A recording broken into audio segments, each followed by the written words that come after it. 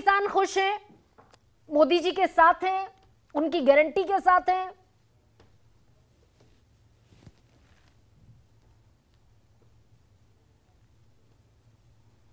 अनिल घनवत, सुन पा रहे हैं आप आवाज मेरी? हाँ, अभी आ रही है जी सर, किसान तो खुश है, सब कुछ हो गया किसानों के लिए।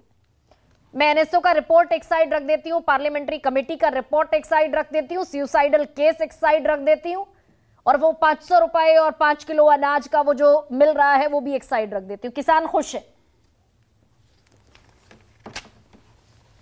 कैसे किसान खुश हो सकता है? और ये जो वाजपेयी साहब कह रहे हैं कि 6,000 रुपए दे रहे हैं, 2.5 लाख करोड़ दे रहे हैं। अरे आप लूटना, कितना लूट रहे हैं ये देखिए। पूरे देश के किसानों को आप 2.5 लाख करोड़ दे रहे हैं, और सिर्फ प्याज के किसानों को इस बैन के बाद अपने 90,000 करोड़ रुपए को लूट लिया है, सिर्फ प्याज के किसानों को। अगर आप ये आजादी दे देते किसानों को तो 1 लाख करोड़ रुपए ज्यादा किसानों के जेब में आ जाता, सिर्फ प्याज के किसानों को। आपके भिखारी बना दिया है किसानों को, पूरी तरह से भिखारी बना दिया। वो 2,000 रुपए के तरस रहते, 4 महीने के बाद जो 2,000 रुपए आते हैं उसके लिए चक्कर मारते काटते हैं वो बैंक के। ये बहुत ही गलत तरीके से काम चल रहा है, इसको सुधारना पड़ेगा। किसानों की आमदनी बढ़नी चाहिए, भीख नहीं। नहीं, लेकिन अनिल घनवत, ये जो कॉन्फिडेंस देखते हैं आप, वोट का कॉन्फिडेंस, ये तो है बीजेपी के साथ। सॉरी गरिमा जी, आपकी आवाज नहीं आ रही है। सर, वोट का कॉन्फिडेंस तो दिखता है ना। हेलो, फिर प्लीज एक बार। धर्मेंद्र मलिक, ये वोट का कॉन्फिडेंस क्यों दिखता है भाई? किसान तो आंकड़ों की शक्ल में देख लीजिए, और ये कह रहे हैं टीवी स्टूडियो में बैठकर, चलिए मेरे गांव में दिखाती हूँ। देखिए, मैंने गरिमा जी आप नहीं बताया कि जब चुनाव आता है तो चुनाव में बहुत सारे एंगल होते हैं।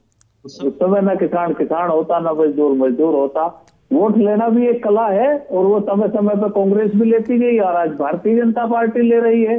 तो इस बात से पूरा अंदाजा देश का नहीं लगाया जा सकता कि हर सेक्टर में खुशी है या सबका वेलफेयर है। हमारा ये कहना है कि आज बहुत अच्छा होता, आज हम खुश हैं, तो पूरा स्वागत करते हैं कि चौधरी चरण सिंह और एम एस स्वामीनाथन जी को भारत रत्न दिया गया, और साथ में छोटी सी रिपोर्ट और लागू कर देते तो पूरा देश खुश होता। हालांकि ये बात आपकी सही है कि वोट कॉन्फिडेंस है, लेकिन वोट कॉन्फिडेंस में ये सब चीजें क्यों है, क्या नहीं है, विपक्ष की रणनीति गलत है या भारतीय जनता पार्टी को बताने का तरीका उचित है। लेकिन मैं आपको एक बात कह के खत्म करूंगा कि आज की तारीख में 10 एकड़ का किसान आपको मिलने का नहीं, 80% लोग लघु और सीमांत है। 1 एकड़ में किसान की कमाई 5,000 रुपए, सब रिपोर्ट अलग रख दो, 5,000 रुपए सालाना ज्यादा से ज्यादा हो सकती है। 10 एकड़ में कोई जो बिरला किसान होता है, गांव में 2-3 होंगे, उसकी आमदनी 50,000 रुपए साल की मैं मान लेता हूँ। तो बताइए, ये स्थिति है किसान की, 50,000 रुपए में कोई जीवन यापन कर सकता है? मैं एनएसएसओ को भी छोड़ देता हूँ, ओईसीडी की रिपोर्ट भी छोड़ देता हूँ, ये किसान की रिपोर्ट है। तो ये स्थिति तो है। तो जो 13 फरवरी का जो कूच है दिल्ली, 2020 के आंदोलन के बाद किसान आप कह रहे हैं भाई जातियों में बटा हुआ है, चुनाव के वक्त और ज्यादा बढ़ जाता है। 13 फरवरी के बाद स्थितियां बदलती हुई कुछ दिख रही हैं आपको? नहीं, देखिए, किसान का जो अपना हक है वो तो मांगेगा, हर वर्ग अपना मांगता है। जब देश में चुनाव आता है तो हर वर्ग जो है अपनी डिमांड रखता है। तो 13 फरवरी को भी किसान कहना चाहते हैं कि जो C2+50 की बात थी, कानूनी गारंटी की बात थी, आपने जो गारंटी दी है वही गारंटी दे दो, लेकिन कानून के शक्ल में दे दो। अगर हम अपनी बात कहना ही बंद कर देंगे तो फिर तो ये लगेगा ना कि पूरा ही देश में सब कुछ ठीक ठाक है। हाँ, तो रोहित जाखड़, अब अगर आपको मेरी आवाज आ रही है तो बताइए भाई कि शामिल होने से पहले ये लठ गाड़ेंगे कि हमें C2+50 दो, MSP को लीगल गारंटी दो, तब हम इस पाले में आकर खड़े होंगे, तब बनेगी भाई किसान की बात, तब हम असल मानेंगे आपको, आप किसानों के मसीहा की विरासत को आगे बढ़ा रहे। गरिमा जी, बिल्कुल किसान हमारी प्राथमिकता में है, और आज के बाद या आज से पहले जो भी चर्चा किसी भी सरकार से हुई उसमें भी किसानों के निवारण की बात हुई, और आगे भी निवारण प्राथमिकता होगी और निश्चित आपको परिणाम में तब्दील होता दिखाई देगा। या मंत्री पद पर बात बन गई, मंत्री पद पर बात बन जाएगी, फिर 13 फरवरी का आंदोलन, इसमें जयंत चौधरी नहीं दिखेंगे। ऐसा कौन सा आंदोलन देश में है जहां जयंत चौधरी जी ने उनकी बात को, आवाज को मुखरता से नहीं उठाया? और रही मंत्री पद की बात, मंत्री पद की प्राथमिकता ना हमारी कल थी, ना आज है, ना आगे रहेगी। हमारी प्राथमिकता आज श्रद्धेय चौधरी चरण सिंह जी को भारत रत्न दिया गया है। भारत रत्न देने पर हमने बधाई दी प्रधानमंत्री जी को। प्रधानमंत्री जी ने जो उनकी नीतियों का उल्लेख किया, हमें विश्वास है कि उनकी नीतियों का अनुसरण करके जो लंबित मांगे किसान की हैं, उनको पूरी तरह निदान किया जाएगा। चलिए, पॉलिटिकली करेक्ट होते हुए बात कर रहे हैं आप रोहित जाखड़।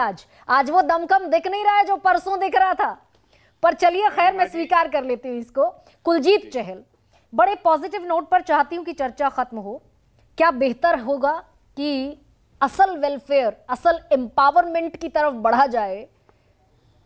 क्योंकि ये सच यही है कि किसान वहीं खड़ा है जहां अनिल घनवत बता रहे हैं, जहां धर्मेंद्र मलिक बता रहे हैं।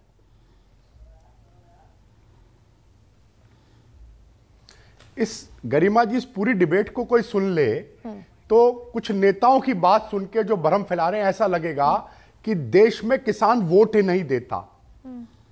जिस तरह से उत्तर प्रदेश में सरकार रिपीट हुई, मध्य प्रदेश में सरकार रिपीट हुई, छत्तीसगढ़ में कांग्रेस धराशायी हो गई, जिस तरह से राजस्थान में सरकार आई, तो वहां के किसान ने, वहां की महिला ने, वहां के ओबीसी ने, वहां के लोगों ने नरेंद्र मोदी जी को वोट दिया। एक बात, मेरे समाजवादी पार्टी के प्रवक्ता भगवान राम की बात कर रहे थे।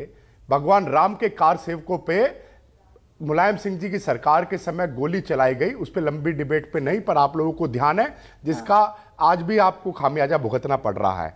आप लोग चौधरी चरण सिंह जी के सम्मान को जिस तरह से भारत रत्न दिया गया, कोई एक भी वाक्य बता देंगे जब कांग्रेस के साथ अखिलेश जी और ये गठबंधन में थे, कभी समाजवादी पार्टी ने चौधरी चरण सिंह जी के भारत रत्न की बात की हो? नहीं, कुलजीत चहल, लेकिन आप इतना कीजिए ना फिर। इंदिरा जी की, अगर आपके सारे दावे क्रेडिबल हैं, गरिमा जी, आपने सबको पूरा समय दिया। अगर गरिमा जी आप इस डिबेट को न्यायपूर्ण तरीके से लेने जाती हैं, एकदम न्यायपूर्ण तरीके से, मैं ये कह रही हूँ कि अगर आपके सारे दावे, सुन लीजिए सवाल, बिल्कुल बिल्कुल, अगर आपके सारे दावे क्रेडिबल हैं, आप बाकियों को 2-2, 3-3 बार दे रहे हैं। अगर आपने इनका जवाब, अगर आप जवाब इनकी तरह, आप एक बार सुन लीजिए, आप भी पूरी बात सुन लीजिए, मेरा सवाल ले लीजिए जरा सा। कांग्रेस के नेता दावे क्रेडिबल है तो रखिए ना फिर संसद में रिपोर्ट किसानों पर रख दीजिए, वित्त भाषण में बताइए किसान की क्या स्थिति है। डेमोक्रेसी में जनता, आज राजा का बेटा राजा नहीं होता। आज जमीन फाड़ कर आवाज आ रही है कि आज देश में 4 जाति हैं। आज युवा, गरीब, किसान और महिला, आज जो लोग जाति और दलगत राजनीति की भाई भतीजे की बात करते हैं, आज उनको देश की जनता ने उखाड़ फेंका है। चलिए वो आज ना, चलिए मोदी जी डेवलपमेंट की बात करते हैं, सुनील साजन, कांग्रेस पार्टी और बाकी पार्टी जातीय पार्टी है। मोदी जी विकास की बात करते हैं, किसान की बात करते हैं, महिला की बात करते हैं, युवा के विकास की बात करते हैं।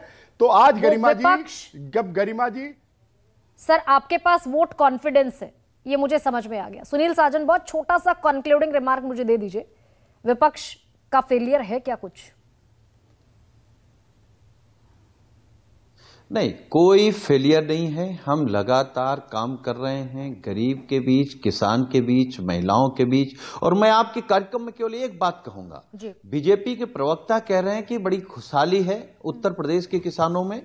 पूरे उत्तर प्रदेश में जिला आप तय कर लीजिए, गांव आप तय कर लीजिए, किसान आप तय कर लीजिए, हम आपके साथ चलेंगे। आप कहलवा दीजिए किसान से कि वो बीजेपी की सरकार में अपनी फसल बचा पा रहा है, या बीजेपी की सरकार में उसकी आय दोगुनी हो गई है, या वो तरक्की कर रहा है, वो बीजेपी से दुखी नहीं।